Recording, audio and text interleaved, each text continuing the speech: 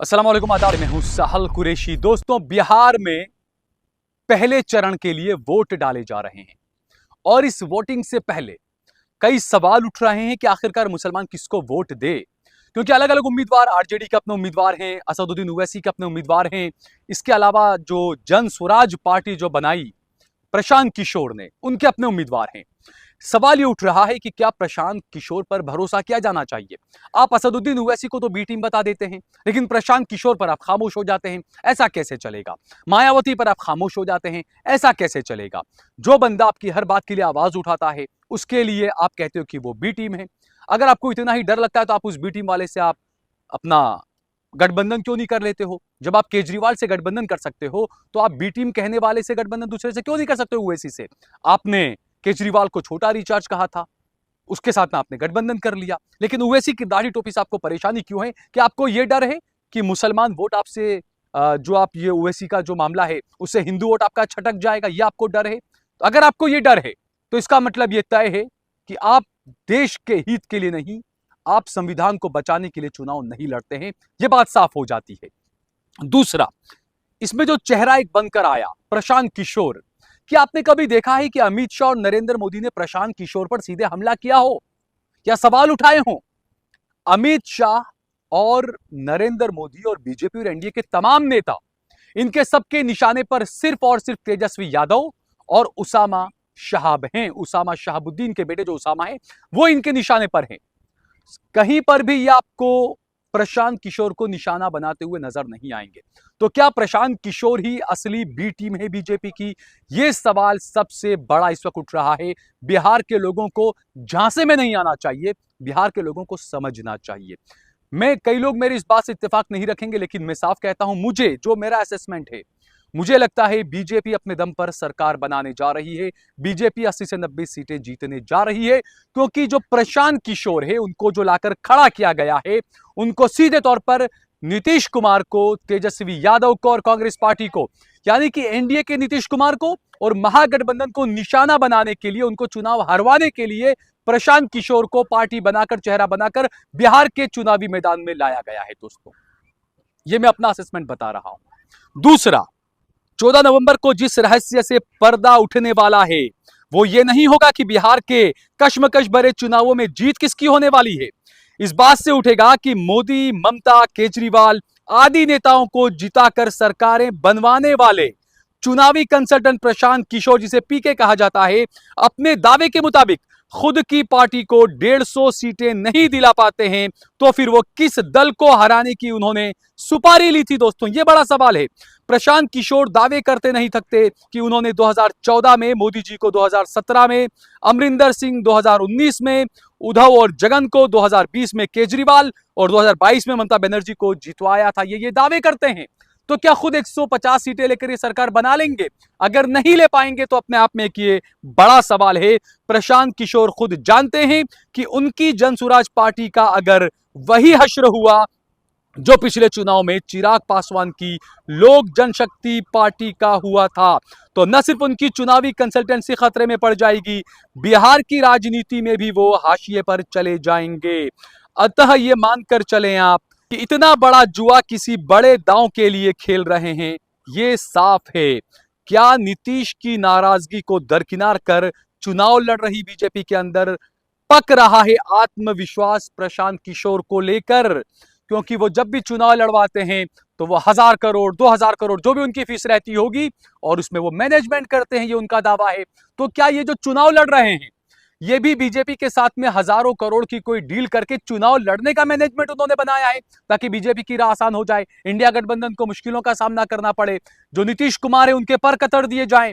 ये सवाल अहम है दोस्तों। साल 2015 में जेडीयू को जितवाकर नीतीश को मुख्यमंत्री बनवाने वाले पीके के इस कथन पर गौर किया जाना चाहिए कि जो पुरोहित विवाह संपन्न करवाता है वही श्राद्ध भी निपटाता है। यानी कि नीतीश का विवाह हमने करवाया तो नीतीश का श्राद्ध भी हम करेंगे, ये प्रशांत किशोर ने कहा था। दोस्तों, तो आप समझ सकते हैं कि अमित शाह और नरेंद्र मोदी प्रशांत किशोर पर क्यों हमले नहीं कर रहे हैं, क्यों उनको पूरा ग्रीन गालीचा बिछाकर, कालीन बिछाकर उनको दे दिया गया है कि भाई आप अपनी आराम से अपनी फाइट लड़िए, आप इस पर गुलाटी मारिए, जो करना है करिए आप। ये बड़ा सवाल है दोस्तों। क्योंकि कई जगहों पर यह भी आ रहा है कि जन स्वराज का जो उम्मीदवार था, जिसने अपना पर्चा भरा, अपना नामांकन दाखिल किया, लेकिन वोटिंग से 2 दिन पहले वो चला गया बीजेपी के अंदर, उसने बीजेपी को समर्थन दे दिया। ये जन स्वराज की पार्टी के मैं उम्मीदवारों की बात कर रहा हूं दोस्तों। तो आप किस पर भरोसा करेंगे बिहार के लोगों, या आपको खुद को तय करना है। बिहार में विधानसभा चुनाव की सबसे ज्यादा जमीनी तैयारी अगर किसी एक व्यक्ति ने की है तो वो प्रशांत किशोर हैं। पिछले साल पार्टी की स्थापना के भी पहले 2 साल तक उन्होंने 665 दिनों तक 2697 गांवों की पैदल यात्रा प्रशांत किशोर ने की थी। विधानसभा के रिक्त स्थानों के लिए पिछले नवंबर में हुए उपचुनाव में उनके द्वारा खड़े किए गए 4 उम्मीदवारों ने 5 से 37,000 वोट हासिल कर लिए थे। पिछली बार 2020 के चुनाव में 40 सीटें ऐसी थी जिन पर फैसला 2% के मार्जिन से भी कम में हुआ था। सरकार बनाने में तेजस्वी के महागठबंधन की हार सिर्फ 15 सीटों की वजह से हुई थी। एसोसिएशन फॉर डेमोक्रेटिक रिफॉर्म्स यानी कि एडीआर की रिपोर्ट के मुताबिक सबसे ज्यादा करोड़पति प्रशांत कुमार की पार्टी के हैं। ये बिहार बदलने की बात करते हैं, ये गरीबों की बात करते हैं, लेकिन इन्हीं के उम्मीदवार सबसे ज्यादा करोड़पति हैं। तो आप सोच सकते हैं, प्रशांत किशोर घोषणा कर चुके हैं कि इस बार नीतीश सरकार की छुट्टी होने वाली है। किसकी सरकार बनेगी ये जनता तय करेगी। पीके की भविष्यवाणी के पीछे निश्चित ही कोई ठोस आधार होना चाहिए। उनके घोषित गणित पर यकीन करना हो तो महागठबंधन और एनडीए दोनों के वोट शेयर लगभग बराबर हैं। दोनों के पास 36% वोट शेयर 2020 में थे और 28% की जगह उनकी पार्टी के लिए खाली है। यानी क्या ये 28% वोट लेकर प्रशांत किशोर बिहार में बड़ा खेला करने वाले हैं तेजस्वी यादव और नीतीश कुमार के साथ? यह बड़ा सवाल है दोस्तों। क्या बीजेपी और प्रशांत दोनों के आत्मविश्वास पर एक ही डोर से दोनों बंधे हुए हैं? प्रशांत किशोर और चिराग दोनों द्वारा ही चुनाव न लड़ने की घोषणा को नतीजों के बाद ही डिकोड किया जा सकेगा, क्योंकि दोनों ने पहले कहा था कि हम चुनाव लड़ेंगे। प्रशांत किशोर ने भी कहा था हम चुनाव लड़ेंगे, तेजस्वी यादव के सामने भी लड़ सकते हैं ये कहा था, और चिराग पासवान ने भी कहा था हम चुनाव लड़ेंगे, लेकिन दोनों ने आखिर वक्त में मना कर दिया कि हम दोनों चुनाव नहीं लड़ेंगे। अभी चुनाव क्यों नहीं लड़ रहे हैं ये नतीजा आने के बाद इस बारे में हम सोच सकते हैं, इसका हम डिकोड इसको कर सकते हैं कि आखिरकार दोनों चुनाव क्यों नहीं लड़े थे। दोनों ने पहले चुनावी मैदान में उतरने की घोषणा की थी, तो क्या फैसला बीजेपी के दबाव में बदल गया? ध्यान रखा जाना चाहिए कि तेजस्वी, चिराग और प्रशांत तीनों के बीच सिर्फ 5-5 साल का फर्क है। तीनों महत्वाकांक्षी हैं।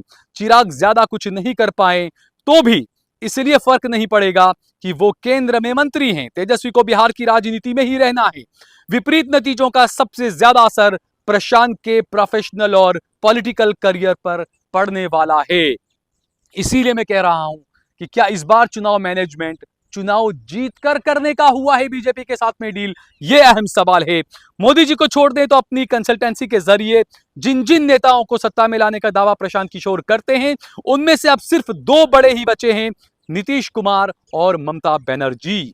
बीजेपी की मदद के लिए इस चुनाव में वो अगर नीतीश को सत्ता से बाहर करवा देते हैं तो हो सकता है अगले साल ममता का नंबर वो लगा दें। राहुल गांधी जानते हैं कि प्रशांत किशोर को उन्होंने भाव नहीं दिया था और वो कांग्रेस से नाराज हैं।